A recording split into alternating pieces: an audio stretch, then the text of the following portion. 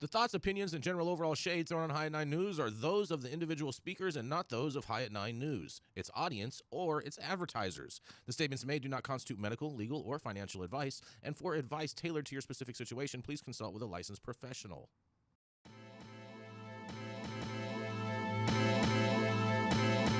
Welcome to the High at 9 News Hour, where you will hear from cannabis industry experts and professionals from around the country talk about important topics while shining light on global issues and discussing cannabis as it relates to politics, regulation and reform, data and technology, science, research and medicine, family and parenting, art, celebrities and entertainment, fitness, sports, mental health and wellness, and plant-based medicines and entheogenics. Together, we are building a stronger community, fighting the stigma and creating change. With your hosts, Jason Beck and Rico Lamitte, joined by special industry expert correspondents from around the country, and daily antics brought to you by Cannabis.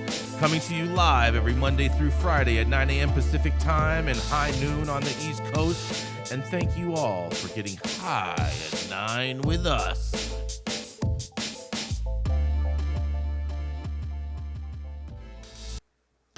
Oh, yeah. Good morning, everybody. It is Thursday, August 3rd. And today is, get ready for this, it's National Grab Some Nuts Day. It's also National Georgia Day, National IPA Day, because that goes along with nuts, as well as National Watermelon Day. And, oh, you're going to love this one, Gretchen. It is National Hair Gloss Day also. Well, thank you for joining us and getting high at 9 with us. It's also high noon on the East Coast. And please remember to like, share, and subscribe to us on all social media platforms. Use that fancy little QR code right there in the top-hand corner of your screen to see where we live at the internet. And we're live every Monday through Friday on YouTube. And we're trying to figure out what is going on with Twitter Spaces so that way people can hear us there. But in the interim, nonetheless, we're going to keep it rolling because we have the dope dad himself. That's right. It's Rico Lamitte, the professional flip-flopper, the professional back flopper. And, of course, he can also do a backstroke in the pool. That's right. It is none other than the dope dad himself, Rico Lamitte.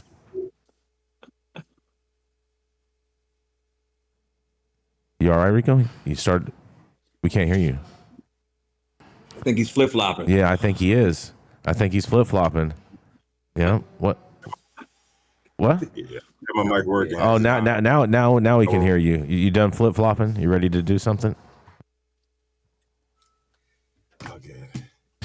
All right. So. Go.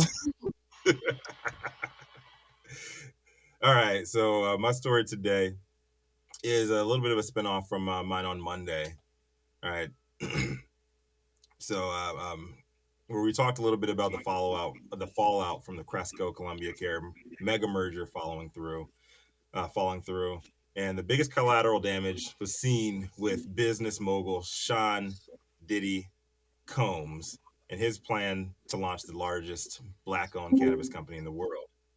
In the aftermath of the Cresco Columbia Care's abandoned merger, Combs legally lost his bid to launch the biggest Black-owned company, and was seen as one of the most polarizing headlines of late 2022. Combs announced his plan to invest $185 billion into operations that would have been handled by two companies valued at $1 billion and $500 million, respectively. Cresco CEO Charles Bachtell addressed the decision in a statement saying that Cresco believed the decision to terminate the planned transaction was in the long-term interest of Cresco Labs and their shareholders, before thanking Columbia Care for their valuable collaboration and dedication during the transaction.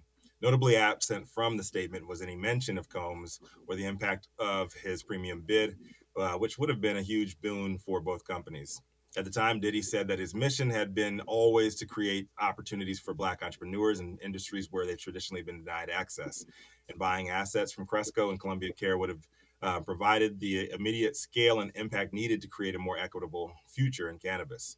But also the owning the entire process, from growing, manufacturing, to marketing, retail, the wholesale distribution angle. They all would have been a historic win for the culture, to allow communities of color to empower diverse leaders throughout the ecosystem and be bold advocates for inclusion. So, of course, there was plenty of haters in the industry taking shots at Combs being an outsider, not being in the right place, not knowing what he was doing, and grossly overbidding on assets he could have easily acquired for a deep discount. But personally, I saw it as a potential lifeline for Black and brown operators across the supply chain who continue to be denied opportunities given to non-melanated peers with similar or less qualifications.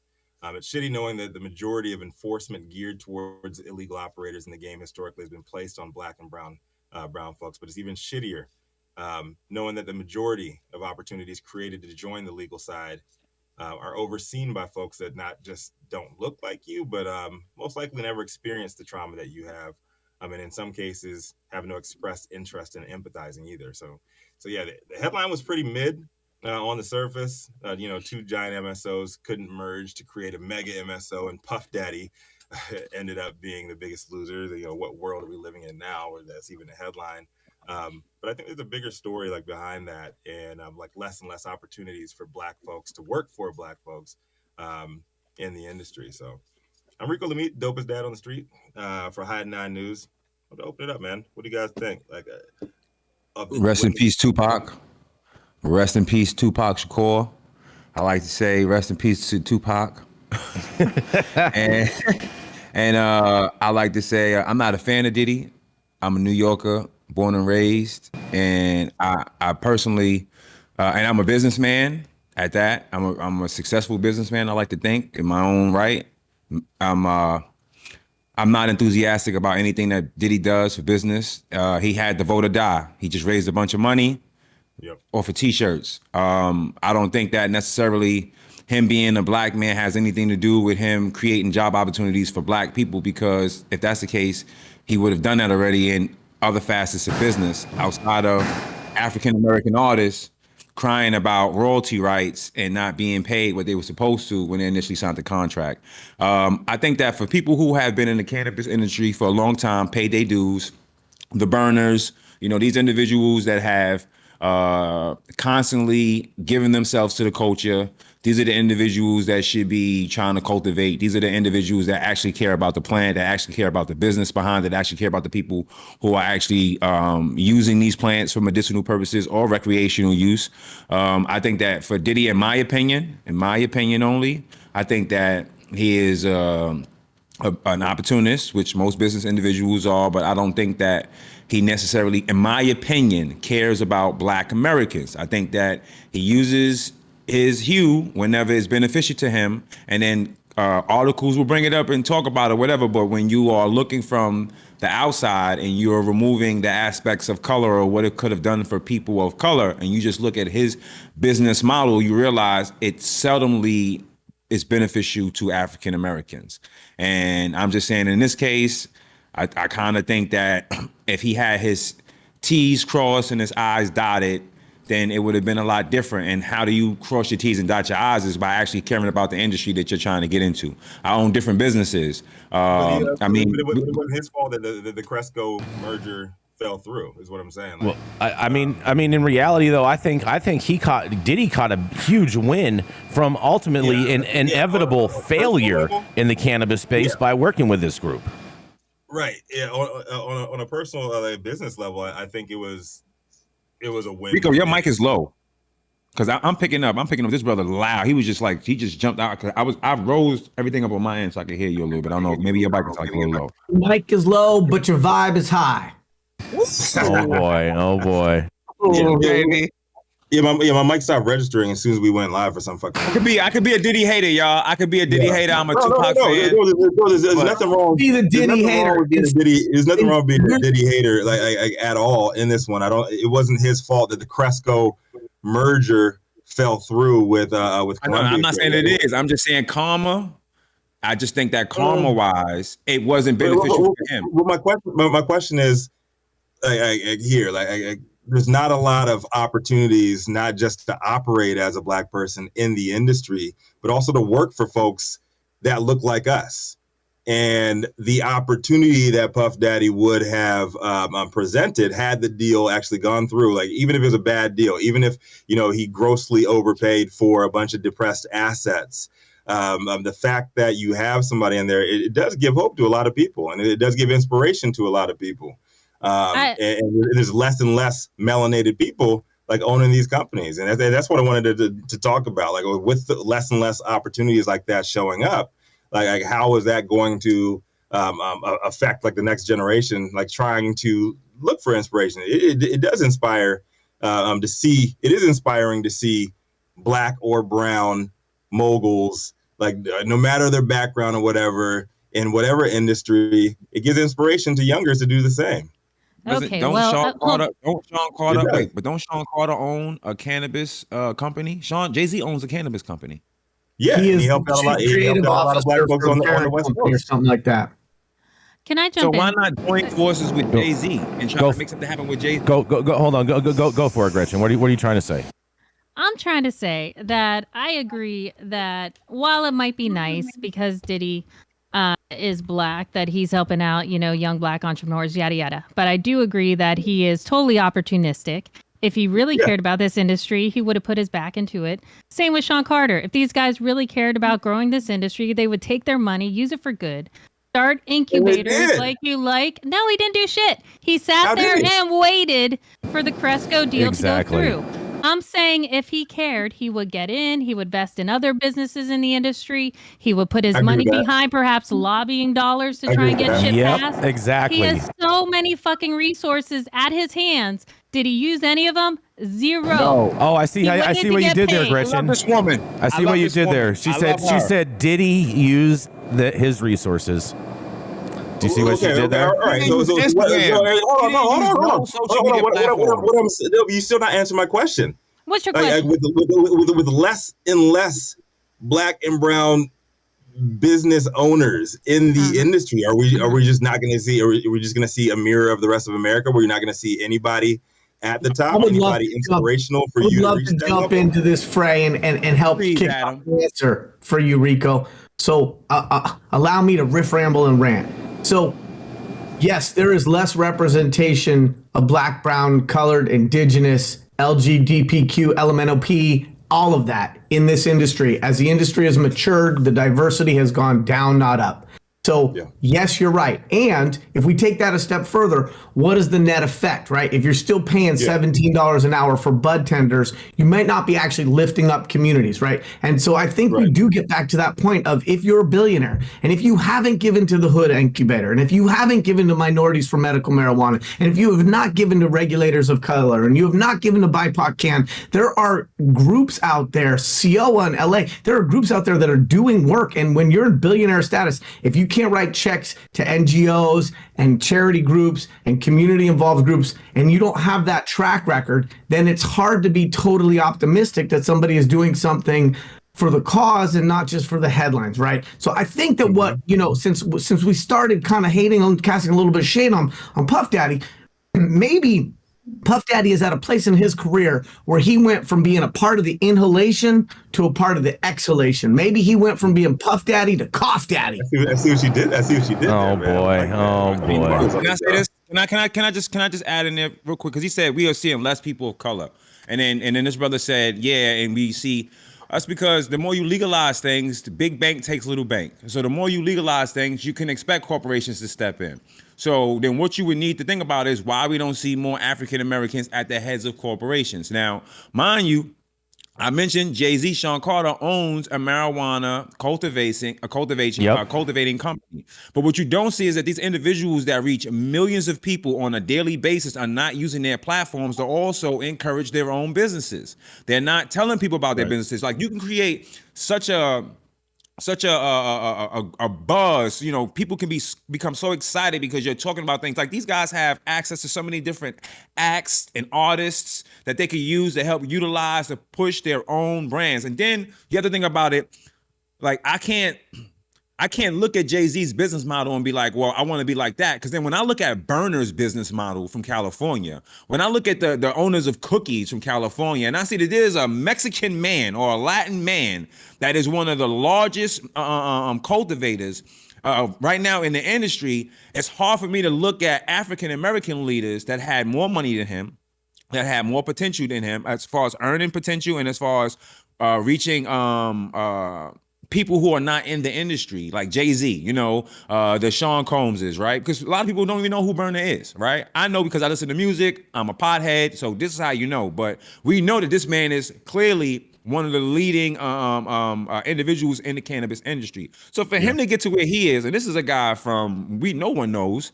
Jay-Z and them could have been somewhere else by now. That's all I'm saying is that sometimes it's not the machine holding back the quote unquote culture. It's the gatekeepers of the culture that is not including the rest of the culture into the winnings. And I think that that's something that needs to be looked at, obviously, because I care a great deal about black people being able to own stuff, but ultimately I just care about Americans having a free market, no matter what color you are. How much impact could Puff Daddy have had if the deal was never closed? You know what I'm saying? Like, if he could have had a great amount. I think he could have put pressure. He could have put pressure to get the deal done. He could have put pressure, like public pressure, to have the companies that he's involved in and excited. He could have been doing meetings and launches the same way they do preps for albums and artists to launch it and get it out there to people and create a package.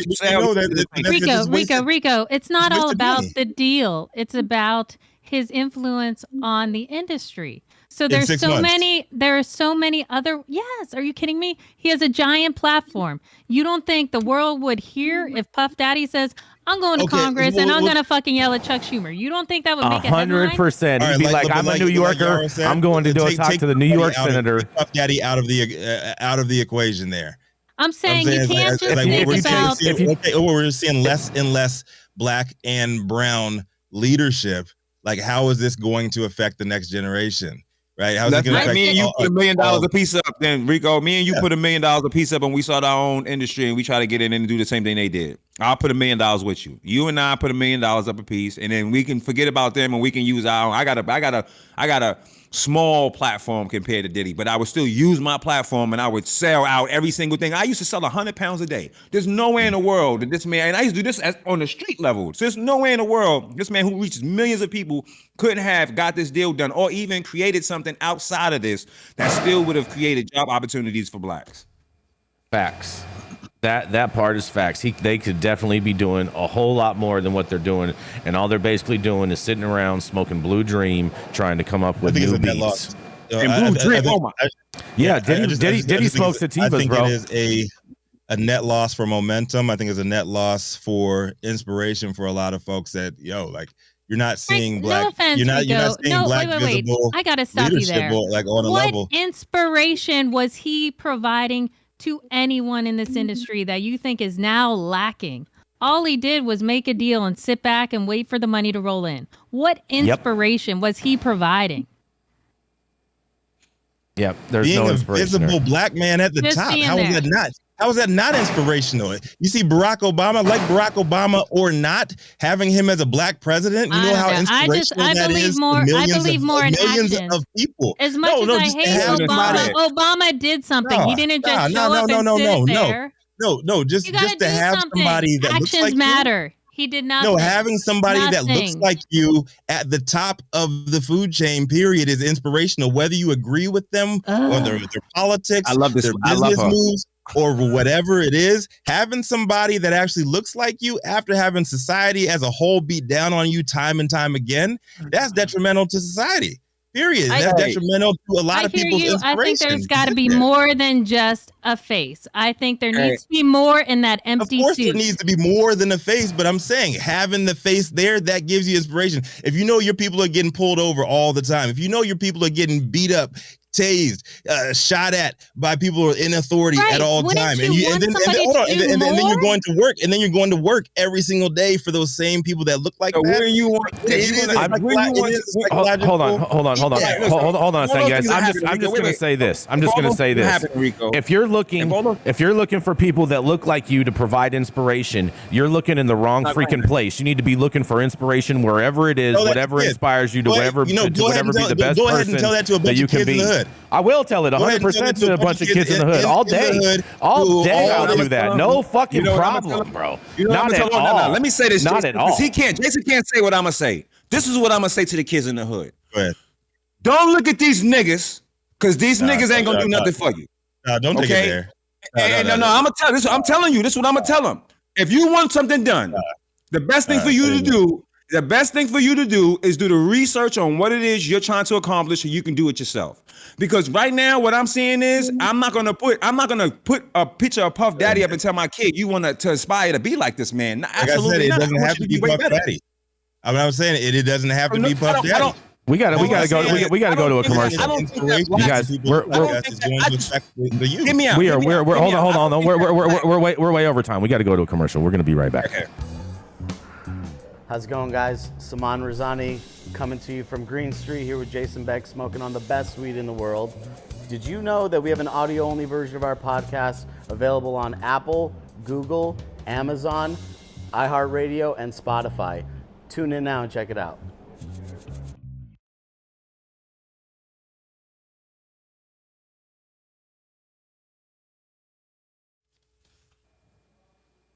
Spicy first story. Oh yeah, here we go. That's what we're all about here. That's what we are all about here. I love it, man. Love the conversation. Love the debate there. And for everybody at home, it's always all love. So just so you guys know that, even if we go at each other's necks, always all love.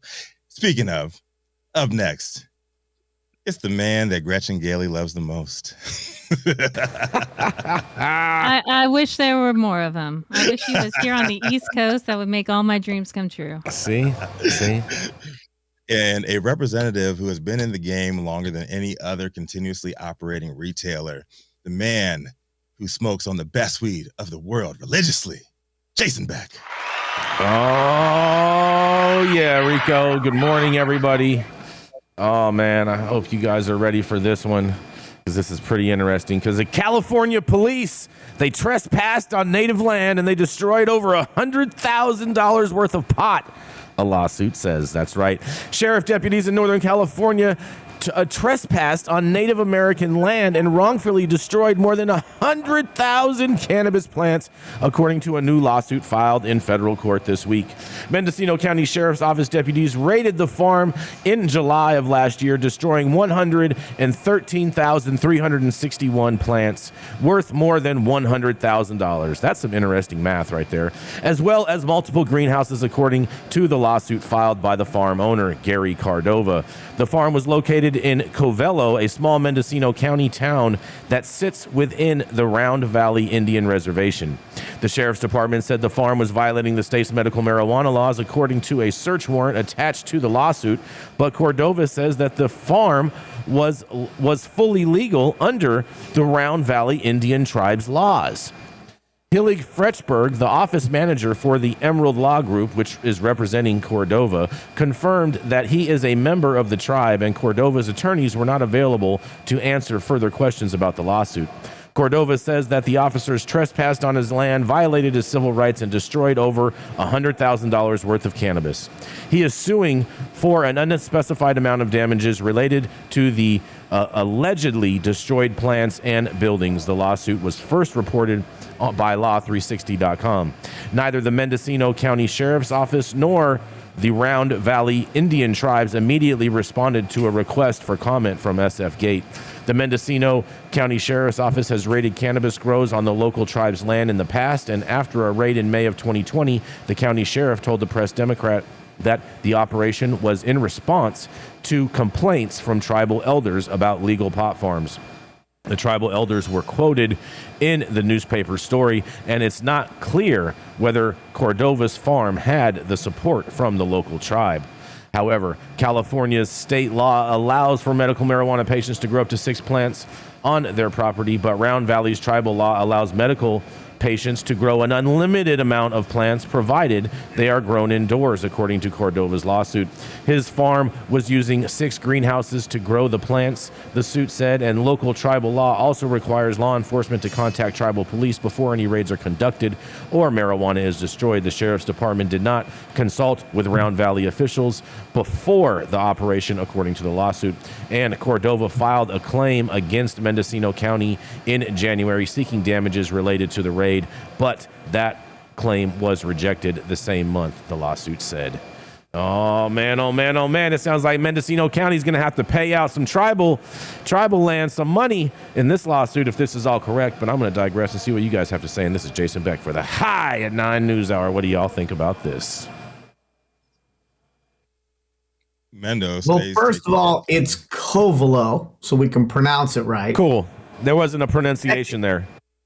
Secondly, it's an appellation. So while it may be a tiny little dot on the map, there has been amazing cannabis being produced out of this region for a really long time. And that high plateau and that gorgeous area 2 hours due east of 101 is a really important little dot on that map for the continuation of flower that is, of the highest expression of those genetics that have really been cultivated in that area for a really long time. And tribal involvement in cannabis cultivation or on tribal lands has been something that's been going on a long time up there. I mean, this thing is, look, it's not the first time that people have come through with a cowboy approach and crashed things down and destroyed property and sort of taken a whatever approach to it.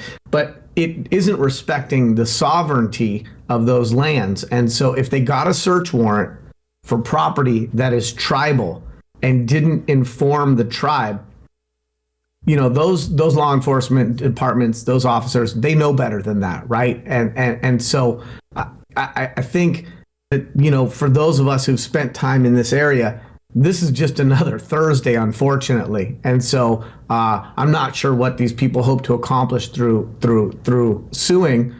Because this is unfortunately continuations of business as usual up there. Might makes right. To heck with the laws. I mean, it was only a couple of years ago that an attorney who happened to be on the board of the National Cannabis Industry Association sued some of those local law enforcement and sued under RICO and won because these people were treating the underregulated industry as their cash cow and just, the equivalent of a bully robbing that little wimp for their lunch money. And so, unfortunately, operators and landowners who participate in cannabis cultivation have been the punching bag for some of these departments for a really long time. And so it's sad, but unfortunately, it's far too common.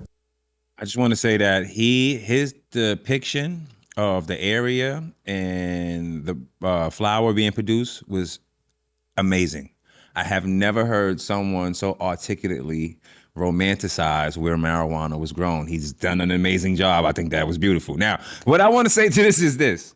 If they keep raiding the Indian land, what happens when the Indians arm themselves and actually start to fire at police officers that are going on? Because the Indian reservation is basically like another country. It's sovereign, yeah. So what happens when these guys, because I've seen something on YouTube where It's an invasion. where a police officer drove on their property, and I watched them circle the police officer, pull their guns out on him, make him get out their car, and put him under arrest. And then the other officers came and begged them to let him go, and they was like, "Nah, he's on our land. Like, he's not supposed to be here. He's invading our." Now, what happens when they go there because they're armed? They're coming there to steal from private property, which is basically another country. What happens when the Indians get tired of this and they arm themselves and start to massacre officers that are illegally encroaching on their land? What happens then? Well, I'll give you a quick little snippet. Even though we have these sovereign nations, these sovereign nations still depend upon the rest of this country a lot of federal money, access to healthcare, access to utilities, access to a variety of things, and their funding mechanisms for a lot of these tribes are federal funding mechanisms. So these tribes are autonomous and independent, but in many ways still dependent upon federal funding that takes care of healthcare on reservations. And I'm not saying that that's enough money or that it does enough or that it's even substantial in the way that it affects those people's lives, but most of those tribes would not disturb the larger status quo that allows them to access large blocks of federal funds. I mean, Do you think that if they defended their land and killed invaders that came in there, do you think that you don't think that they would have, like, it would be kind of hard for the government to hold back services and resources from them if the government is illegally invading their property and destroying their resources? No, it would just be smallpox 2.0. I mean, we have a long and illustrious history of smiling at people while we are also doing them dirty. And so those tribes, even though they have sovereignty, have not really had an environment where they could exercise all of the sovereign rights that are on paper for them. I mean, I have another sovereign by name only, on paper only, pretty much. I have one other thing about this. Does anyone find it weird that they're only talking about $100,000 in relation to 100,000 plants? Like, I don't understand where they did their math at. Okay, like they definitely because they're trying to, because we're talking about the cops. Right? But cops inflate everything. They quantify all marijuana at $25 a gram. That's what $1 trillion, using their calculators. When they seize 100,000 plants, it would be $1 trillion worth of opportunity. But when they're at fault, it's only $100,000 worth, right? I mean, how the cop I'm willing to bet that they paid more than $1 a clone for these plants. I'm willing to put money on that. Pretty fucking sure. Yeah. It'd be the first time the cops underestimate the street value of anything. Yeah, exactly. When they're at fault. Because they couldn't keep it. That's why they had to undervalue it. They can't keep it. Right. They can't resell it. Yeah, we didn't have that big of an L. We didn't. Exactly. But we're way late on time today. We got to keep it rolling. We're gonna roll right into our feisty redheaded conservative. That's right. It's Gretchen Gailey. She loves to dress up her dogs in crazy outfits and parade them up and down Capitol Hill on top of rocking crazy pineapples. That's right. It's the pineapple princess herself and the founder of Panoptic Strategies. It is Gretchen Gailey. Panoptic pineapples. I like it. You're on mute, Gretchen. Do you know what panoptic means, Rico? Oh boy, here we go. It means seeing from all sides. So I see every viewpoint. I might not adhere to them all, but I see them all. I try. She basically just said your opinion means nothing, Rico. That's what she just basically said. What are you talking about? Shut up, Jason Beck. She tries to, she speaks. It says I'm willing to listen and hear, unlike you, right? Jason Beck, who just sees an orange, Trump orange. You're willing to take an empathetic viewpoint, even if you don't. Stop it. No, that's not what she's saying. She's saying she'll let you say your viewpoint, even though she's just going to totally brush it off. Enough of y'all. Back to me. Headline: California cannabis farms hoping Supreme Court will hear corruption cases. A small cadre of cannabis farms from the heart of California's Emerald Triangle, who have been trying for years to expose local corruption through court cases, are now placing their last hopes in the U.S. Supreme Court via a petition that was filed on July 12th and another that their attorney said should be filed by Friday this week. The first petition alleges that the plaintiffs, who sued after being denied a legal marijuana cultivation permit in 2018, were wronged by corrupt local officials, including members of law enforcement. The second case expands on the same themes and asserts that California state officials turned a blind eye to the exploitation of marijuana farmers in Mendocino County by police and the district attorney's office. Both cases were dismissed by lower district courts, who ruled that civil racketeering cases can't be brought by marijuana businesses due to the federal illegality of cannabis, a central question that plaintiffs are now hoping will be reversed by the High Court. There's a very slim chance that the court will agree to hear the dual cases. However, the Pew Trust estimates that there are 7,000 to 8,000 petitions submitted to the Supreme Court every year, but only 80 of the cases get heard. But on the off chance the court does agree to hear the marijuana cases, the outcome may weirdly be tied directly to the controversial 2022 ruling that overturned the long-standing right to abortion, Dobbs versus Jackson's Women's Health Organization. That's because the abortion ruling centered on states' rights over the power of the federal government, a favored cause among conservative legal scholars and several Supreme Court justices. That same line of reasoning could easily be applied to marijuana laws, since it's the states that have taken the lead in regulating the cannabis industry for decades now. That's why the Dobbs decision was among one of several cited by San Francisco attorney John Houston Scott in his petition to the Supreme Court on behalf of Goosehead Valley Farms and its owners, Anne-Marie Borges and Chris Gurr.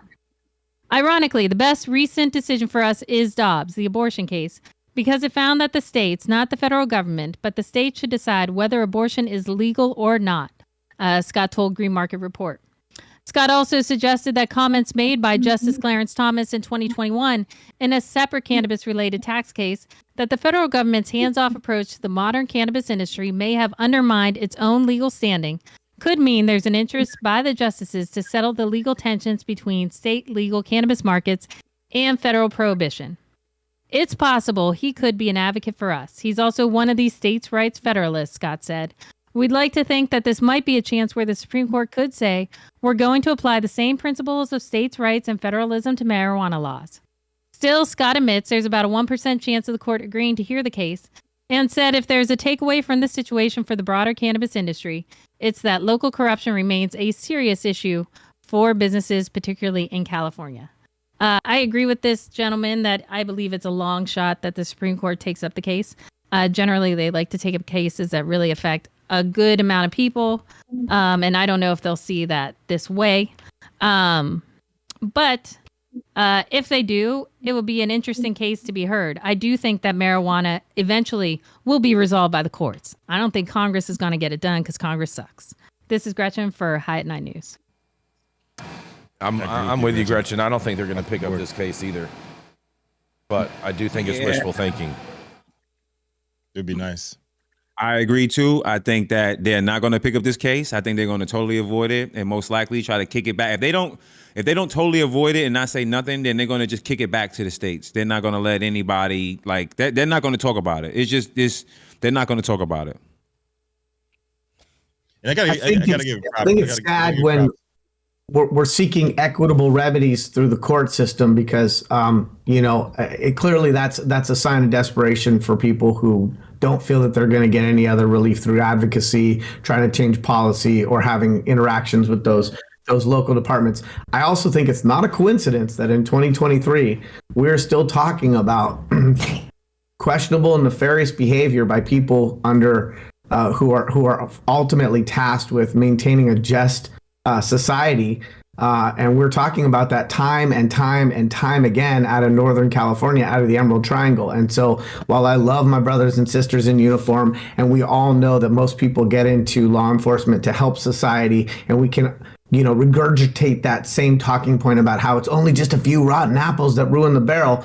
These few rotten apples that ruin the barrel still seem to make the headlines, and they seem to make the headlines with regularity. And so I think it's really important to just note that some of this is a byproduct of not having a culture of accountability that works in both directions with civilian review. And so there's a reason why there are communities that are distrusting, and those distrusting communities there's little things that could be done to create a lot more trust. I'm not a big proponent of suing people or hoping that the courts are where I'm going to get my day in court. But I do think that these are symptoms of a society that is not holding all stakeholders and all participants accountable. Now, while I agree that I think it's going to be difficult to get this heard by the court, I am debating if it's possible. Because all you need are 4 of the justices to get on board to hear a case. I think Clarence Thomas would be amenable to this. I also think... Kavanaugh, I think Alito would. I don't know about good old Amy. But I think this might, if they do, and I don't think they have a love for cannabis. I think it's that they will want to reinforce state rights and those opinions to help back up Dobbs. So I think they could have alternative motives that might help cannabis get heard. But I do think cannabis cases may get heard by the court if it's for medical reasons, for insurance, for workers' comp. I think there are other cases that would stand a better chance of making it to the court. I actually agree with your count, Gretchen. Yeah, I was just gonna say, Jason, I gotta give props to you. That you have been saying that since day one that the Dobbs case would be actually a positive, and that Clarence Thomas would be an unlikely advocate as he might be for the cannabis industry. And I'm just seeing that over and over again from this. So I'm with you, and I agree with your count, Gretchen. I think we end up getting 3 conservative justices, and then we'd have to get 1 liberal justice in order to hit 4 in order for this to get heard by the court. I don't see it. I don't see it. Well, it really, they have to, it has to, how much do they love states' rights versus drugs is what you gotta weigh. And it's always going to go back to, from the conservative angle, you think it'll always go back to states' rights over drugs? Yes. Yep. What, 100%. you think they're going to get on board because they want to legalize pot? Hell no. They're going to get on board for states' rights. That's right. States' rights. When I go in and talk to conservative lawmakers, I never talk about, yes, legalize cannabis for the culture, for the medicine. They don't want to hear that shit. They want taxes. They want state rights. And jobs. It's an open, known thing in Washington, and I know because I ran for Congress and the United States Senate. It's open and known that most of the people that you see there on the floor are using cocaine and other strong forms of drugs. And if these people party, do cocaine or alleged to be doing crack cocaine and everything else, and if they haven't pushed to make that legal, and this is a drug that they use recreationally, I just don't see people rushing to make anything good for marijuana that we're not going to continuously have to fight for. Even where we are now in terms of having it, legal for recreational, or it had to start out to show medicinal. How many years did that take? I just don't see the Supreme Court just jumping in and trying to fix this case or this problem. I don't have any kind of, I believe both sides are the same. I believe there's just one particular person in particular that is completely different. I believe both sides are completely the same. And I don't see anything coming out of the courts that's going to be beneficial towards this. I just don't. And I do agree that this is a long shot. But I also do believe when it comes to Washington, that cannabis is a generational issue. And when we start getting rid of some of these old heads, I think it's going to move a lot faster. I think we need to also be careful because states' rights is a slippery slope, right? We're all stakeholders and we believe that the criminalization of this plant is inherently unjust. But once you start opening up that Pandora box of states' rights, what are we putting at risk? Are we putting women's rights and access to reproductive health care options at risk? And so as much as I would love to see cannabis federally legal, as much as I would love to see people not crashing down doors and cutting people's 100,000 plants on a Covelo farm, I also recognize that this state's rights is a Trojan horse to potentially take away federal rights. So we talk about states' rights in this instance because there's a federal illegality that is limiting personal liberties. But if we use that same conversation around states' rights, there's also a very strong chance that that argument could be used in the near future to take away personal liberty rights and women's opportunity to have their own conversations and their own decisions with their own doctors. Yarrow, that conversation has already been happening in a number of states, but we have to go to a commercial and we'll be right back. High at 9 News invites you to join us and become a sponsor, supporter, and attendee for the second annual Envision Gala for This Is Jane Project, a nonprofit organization leading the way in advocating for trauma-informed care. This Is Jane Project offers a range of programs designed to shed light, build community, and uplift the lives of women and non-binary trauma survivors who use cannabis as medicine. Support this event that is sure to make an impact today. For more information about sponsorship opportunities, visit www.thisisjaneproject.org.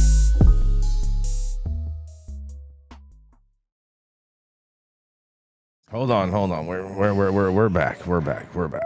We're back from our commercial break, you guys. Oh, yeah, it's getting spicy backstage. Oh, boy. Whatever you're doing, make sure you hit that like button. Make sure you subscribe to the channel if you have not subscribed already.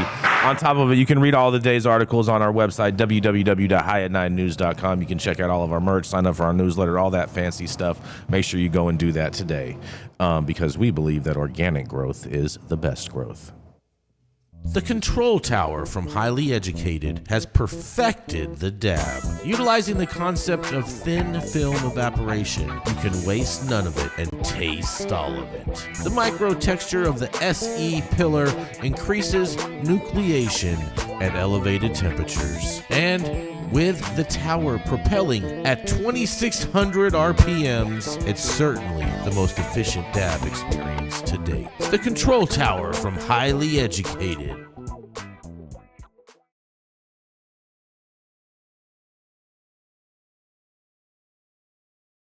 Feared Black Latin alive, a political leader, artist, activist, entrepreneur, and not a fan of Puff Daddy in the least. Antoine Montaga Tucker. I want to say thank you. I want to say thank you to my great co-host this morning. I know you guys, you see the shows that be kicking up. We'll be giving you guys great energy. It's not dry here. This is not the place where we are dunsed out. We have great topics and we have our own opinions, and we still can come together and agree to at least not disagree. And I hope the people that are watching, that are seeing the exchanges, are learning something from it. But today, we're going to be talking about Faribault. I hope I'm saying this correct. I'm from New York. You know, we don't really read well. Faribault stores. Faribault store has 22 cannabis plants seized on the first day of legalization. Police in Faribault seized 22 suspected cannabis plants from a local tobacco store on Tuesday. The first day the state of Minnesota legalized the possession and use of marijuana. However, it is still not legal to sell a plant, and will be until at least 2024 or 2025, due to the state needing to get its dispensary license system up and running. Officers went to Total Tobacco on the 400 block of 4th Street Northwest around 4:50 p.m. Several citizens' complaints were made about the business selling marijuana plants in its parking lot tent sale. Police arrived and found the plants labeled by strain. In some cases, the THC concentration exceeded the percentage allowed for legal grown and industrial hemp plant sales. According to the city, the plants were seized and no arrest was made. The businesses have posted on Facebook. You can't read this. You go and see it.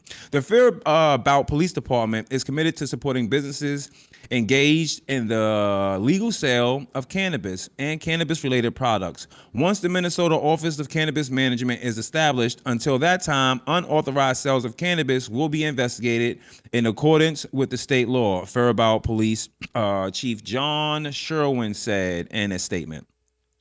Now, from what I was reading, was that let me see something. The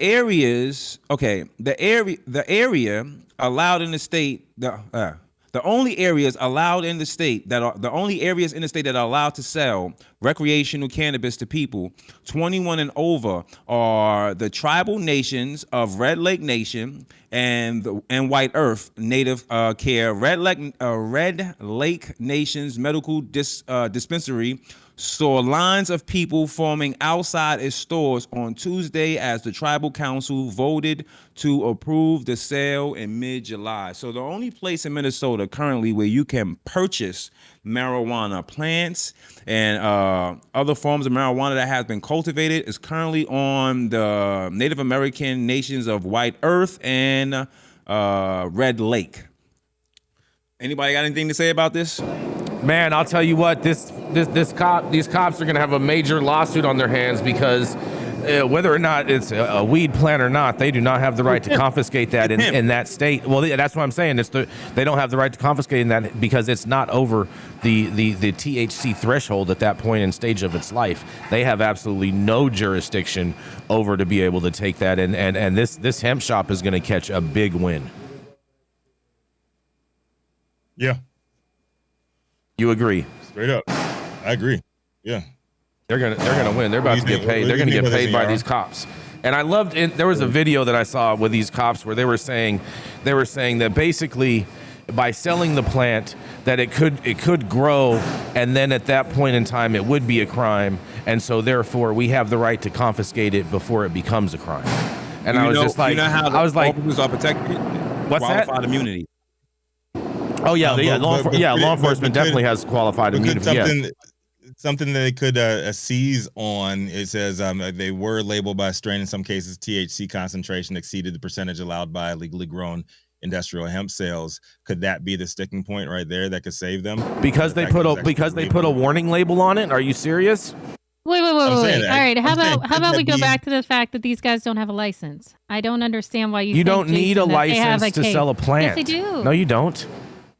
It's you don't need a license to sell hemp. That's classified as hemp, Gretchen. That's not classified as weed. All right. Well, let's not read the law. Okay. What's the law say? Go ahead. What's the law say? According to the story, they can't be selling this shit until 2024. What's the problem? It's already legal. It's already legal to sell hemp, though, Gretchen. Like they have hemp in their state, and so therefore, I understand that, Jason Beck. If you continue to read, then you will see that these plants exceeded the THC concentration for the definition. No, they did not. There's no way that they did. Okay, they're fucking lying. They are lying. They are lying. That's what I'm saying. What he's saying is the reason why they can't exceed the THC level amounts because they're infants. They have no THC level yet. Correct. They haven't even gone in that process. But the fact that they labeled it, there could be a sticking point, and that's why they can say that that's why we seized the plants, because you they qualify have labels on it that said that this is the THC level. They might not have had any THC in them recognizable they needed, though. by any testing factors yet, but the fact that they had the label on there and they're selling these with that label on it, that could be the sticking point. Question: where does it say that these were infant plants? Where? Well, Where when are you we see the coming up with original that? article, Yeah. you see the original article that was sent to me, because I chose to grab this one because it talked about the places where you can get it, and the other article didn't talk about the Native American lands. But if Okay. you go to the original article that was in the thread, you'll see that it's a Fox 9 news did it, and then it shows them in front of the plants. Like, you can see the plants are babies. Like, Yeah, these are all they're baby plants. There's like they're like Under a just foot. tall enough to start the flowering process. Okay, Yeah, like they're under you a can't foot. those are not qualified as mature plants by any legal definition, whatnot, and they would not test for higher than the allotted THC threshold. So, but I do agree with what you guys are saying, is that they probably used that little warning label as justification to be able to seize these plants. all they needed. Yep, I do agree with that, but I do think that they will be successful because because they did not have the right amount of THC in them. They were not able to be Don't label them. confiscated. I think they Don't just label put that there. They just put that there so then that way to cover their ass. So then that way no one can say, oh well, I bought this plant. Like I had no clue that it would have done that. They're just doing that to cover their own legal ass. Well, they shot their ass in the foot then.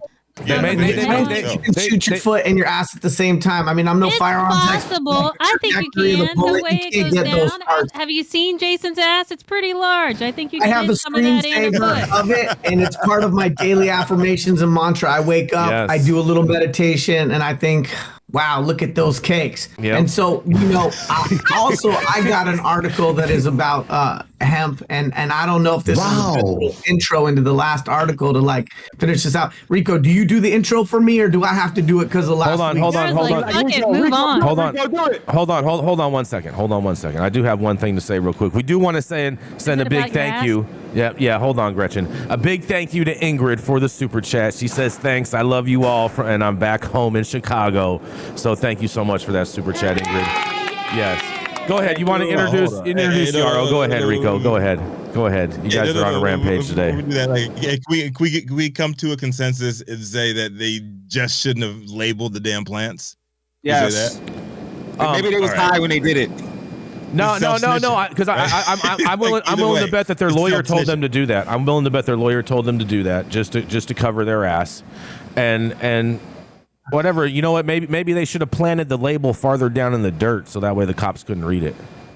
Maybe Well, so. and Maybe I'm they should have willing kept to the label bet. in their pocket and gave them the label when they purchased it. I'm willing to bet that nothing comes of this. Jason Beck, there will be no money given to these people or any reprieve. I bet They're you. just I effed. bet $100 that they get some kind of settlement. They get some kind of money. Okay, $100. All right. Adam, right, add it all to the right. tally. Add it to the Add tally, it to Adam. the tab. Add it to the tab.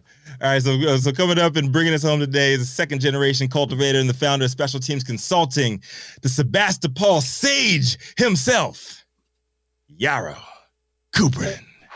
Where's that? Like, yeah, there we go. There's the applause. Round of applause. So this is this previous article that we were just talking about is a perfect segue into the one that I picked for today. So the name of the article is Virginia Crackdown on Intoxicating Hemp Products with Enforcement and Fines.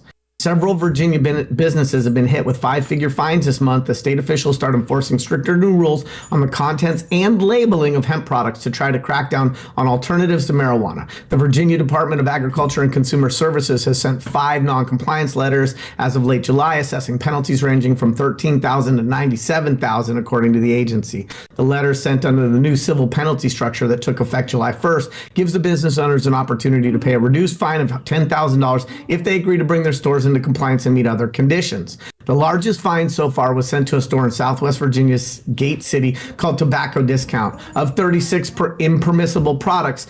The inspector said they found 27 had concentrations of intoxicating THC above the 0.3 legal limit, agency record shows. Others contained synthetic forms of THC or had labels that bore a significant likeness to mainstream snacks such as Lucky Marshmallow or Berry Crunch. Many of the products tested were gummies or cereal bars labeled as containing Delta-8, a hemp-derived compound that can produce a high similar to marijuana. Inspectors reported finding a total of 26 violations at the business, ranging from paperwork, labeling, ingredients problems, to a heavy accumulation of dead insects and insect fragments in some areas of the store. Total of fines assessed on that one business were $97,000. In the same violations are cited as for future inspections, the assessed civil penalties will increase, they said in a letter detailing the new enforcement system. The tobacco discount did not respond to multiple requests for comments sent to email addresses and a phone number listed on the state inspection paperwork. The hemp and THC legislation was one of the most complex and contentious bills the General Assembly passed this year, drawing strong opposition from critics who said the proposal was overly punitive and could threaten Virginia's entire hemp industry.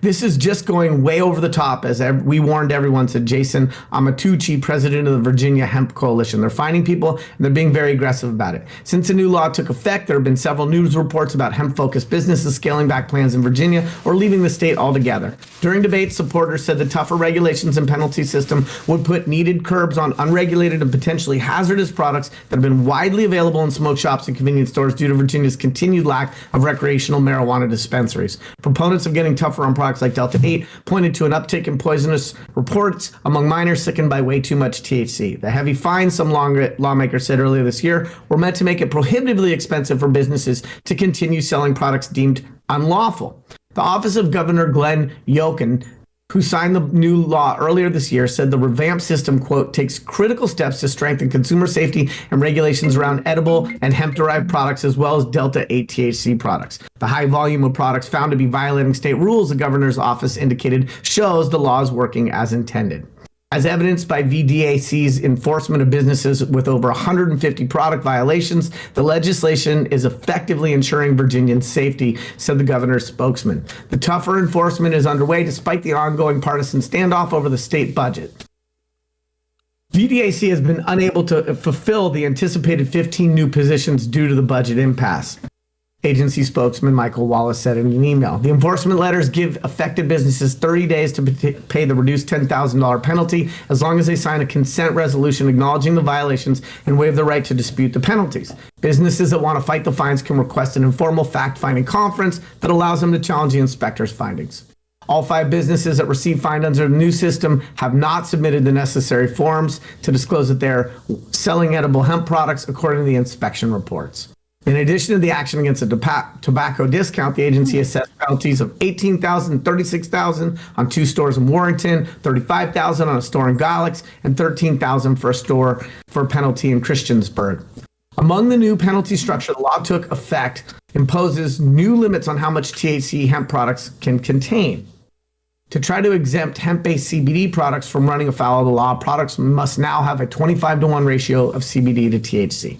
Under the penalty structure that they laid out, violations of THC limits carry the steepest fines. First violation is $1,000 and potential referral to law enforcement, and subsequent violations carry a $5,000 penalty. Virginia has a regulated medical marijuana program. Lawmakers have also decriminalized possession of a small amount of pot, and the new state law allows people to grow up to 4 plants at home. Efforts to legalize a recreational retail market have stalled because Democrats didn't create one when they had full control of the state house in 2020 and 2021.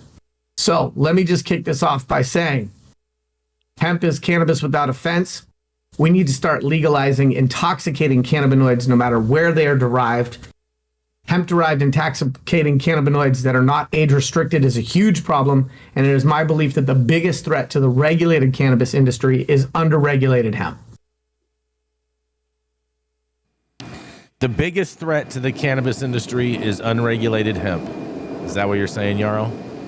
Absolutely, because as long as you can take a hemp-derived cannabinoid that's intoxicating and sell it in a store or a gas station to minors in a state that doesn't have a regulated cannabis industry or an under-regulated cannabis industry or an industry that's only medical without recreational, yeah, hemp is this huge loophole, and the loophole is not how we intended it, and we are vulnerable to laws that are behind the science and the innovation and extraction technology. And as a parent, I don't want any child accessing psychotropic cannabinoids, and merely because they're legal doesn't mean that it's ethical. And these things are not lab tested. They do not create a regulated supply chain. And it's a problem for an industry like regulated cannabis that is already burdened with overregulation and taxation to have these other people run in loopholes and that run afoul, I think, of what society's intention was in legalizing plant-based medicine.